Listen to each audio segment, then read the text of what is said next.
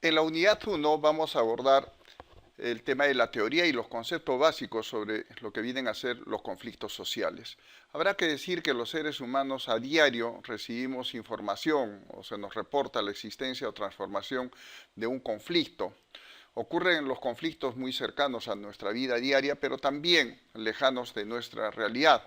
Pero como vivimos en un mundo ya globalizado, conectado a través del Internet, conflictos de distintas partes del mundo de alguna manera impactan en nuestra sociedad y son, habrá que decir, los conflictos inherentes a toda relación humana.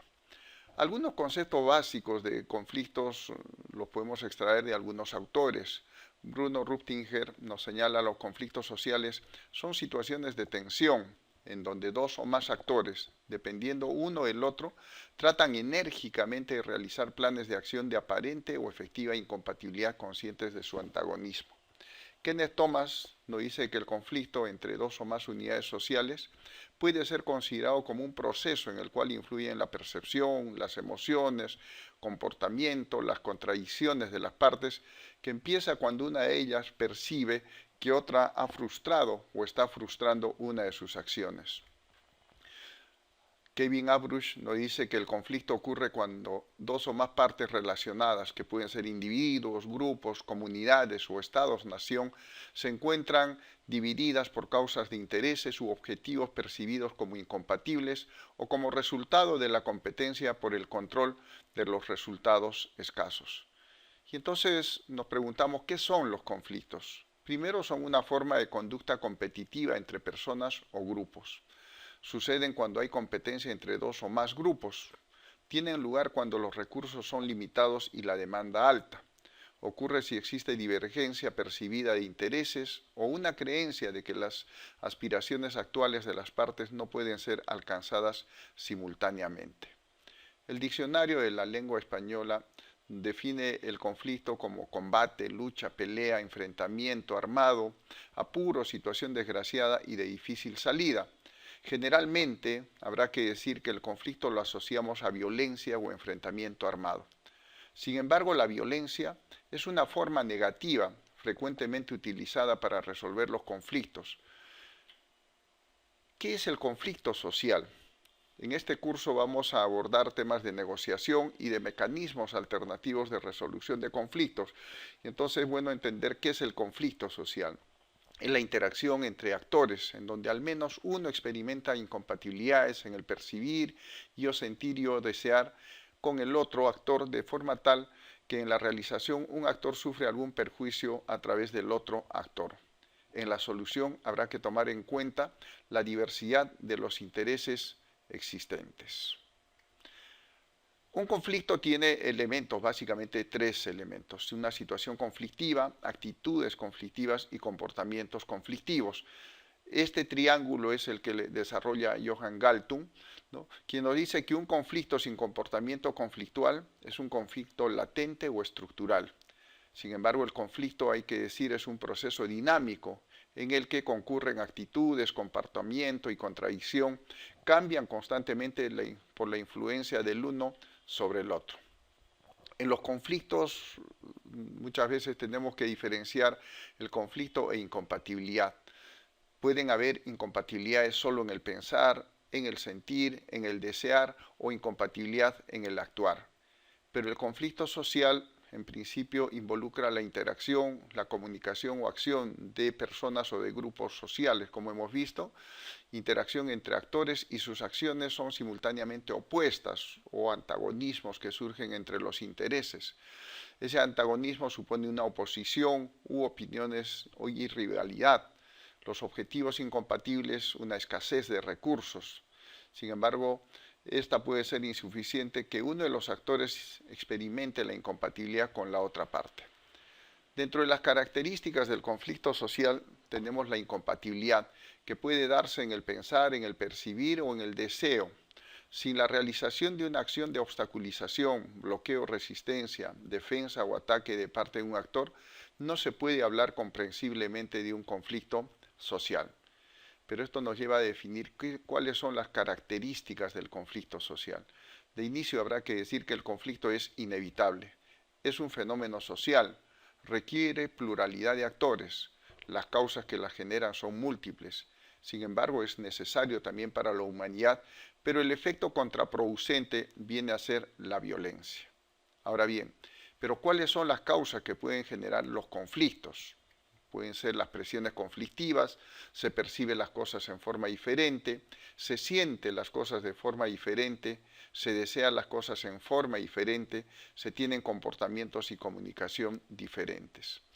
En el Perú, la Defensoría del Pueblo monitorea lo que se vienen a ser los conflictos sociales y nos presenta una tipología de conflictos sociales que pueden ser tanto de gobierno regional, local, gobierno nacional, pero también pueden tener sus orígenes en temas socioambientales, en demarcación territorial, también temas laborales, comunales, electorales, entre otros.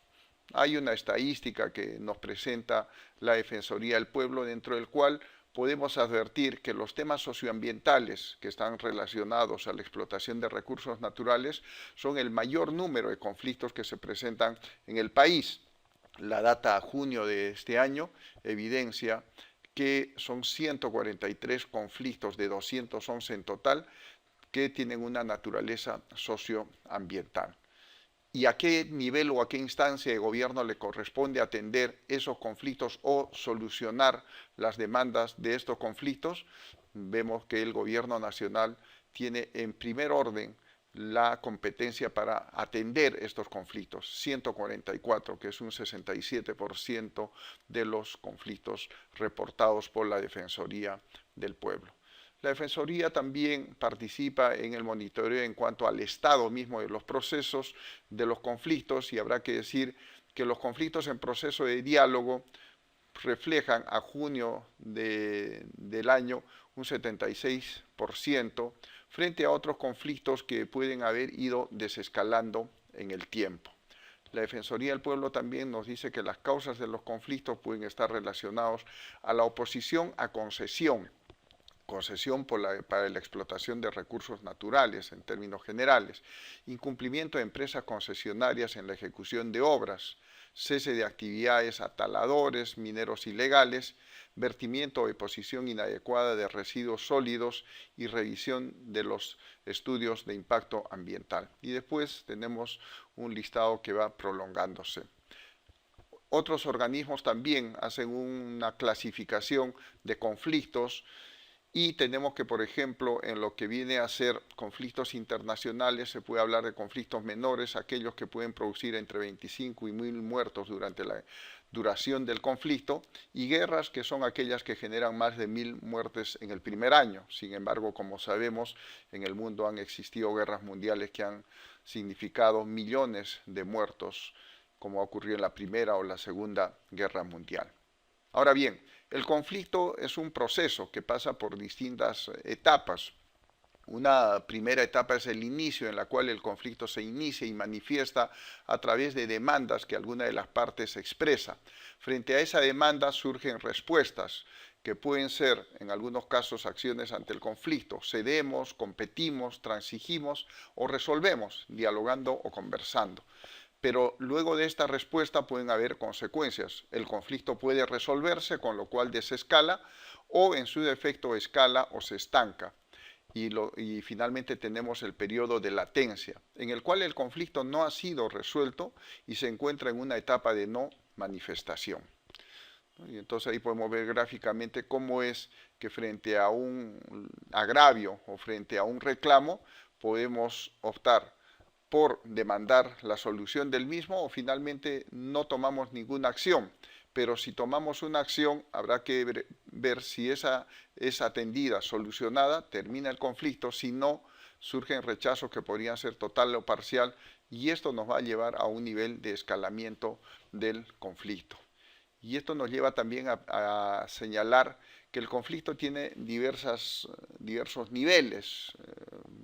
Tenemos hasta 9 niveles que se reconocen en la teoría: el endurecimiento, el debate, acciones, imágenes, coaliciones, pérdida de cara, estrategias de amenaza, golpes de destrucción, fraccionamiento y el nivel extremo que se denomina juntos al barranco. Es decir, este es un punto en el cual las partes que están conflictuadas finalmente nunca llegan a adoptar una solución y optan por golpes de destrucción que termina afectándolos a ambos.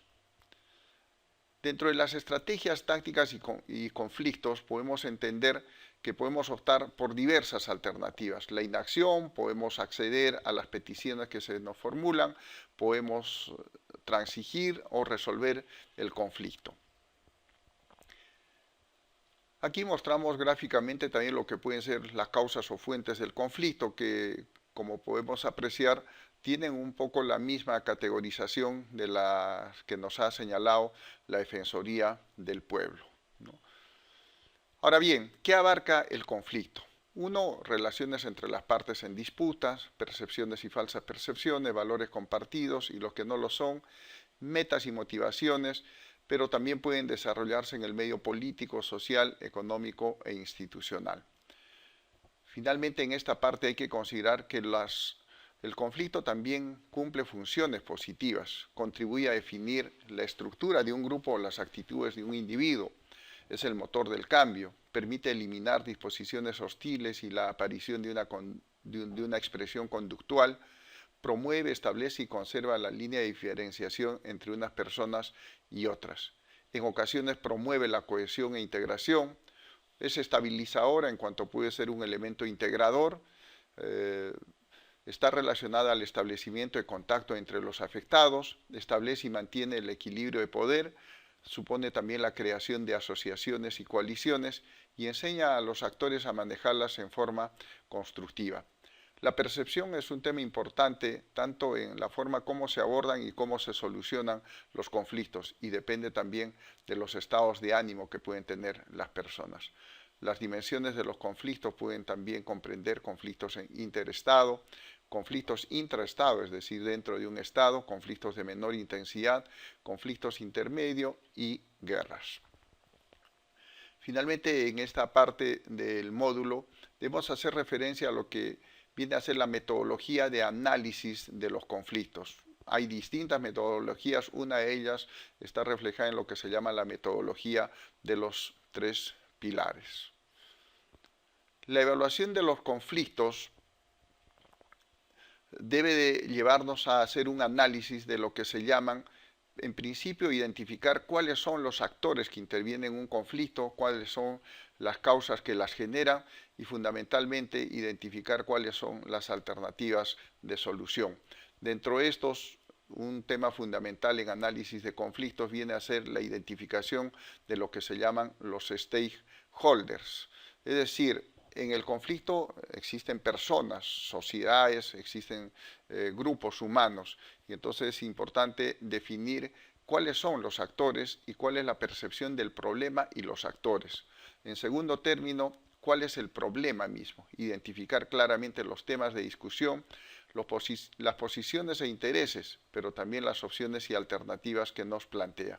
Y dentro del proceso hay que hacer una evaluación de lo que significa la historia del conflicto, es decir, cuáles son los antecedentes, conocer también los antecedentes de las partes involucradas y buscar una dinámica de las comunidades, de las comunicaciones y relaciones entre los actores.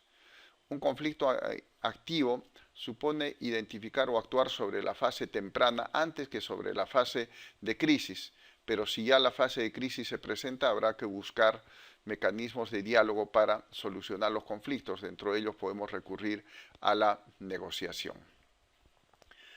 La gestión de conflictos puede verse desde distintos enfoques, un enfoque de derechos, es decir, podemos analizar de las partes en conflicto cuál es la que tiene derecho a que se atiendan y se solucionen los problemas que plantean. Pero también debemos entender que puede haber un enfoque intercultural, un enfoque institucional, un enfoque de resultados. Pero también podemos hacer una evaluación desde una perspectiva de igualdad y equidad, transparencia, legalidad, buena fe, entre otros. Ahora bien, ¿cuáles son las formas de solución de los conflictos? Una primera forma es reconciliando los intereses, que puede ser la manera más adecuada de resolver los conflictos. Pero si es que ello no es posible, tenemos que determinar quién tiene derecho. Pero finalmente también puede ser determinando quién es el más poderoso. Entonces los sistemas de resolución de conflictos nos pueden llevar a un sistema problemático o a un sistema efectivo. El sistema efectivo es el que va a priorizar lo que vienen a ser los intereses sobre lo que pueda significar el poder. Como decíamos, la violencia es la forma negativa de cómo deriva el conflicto.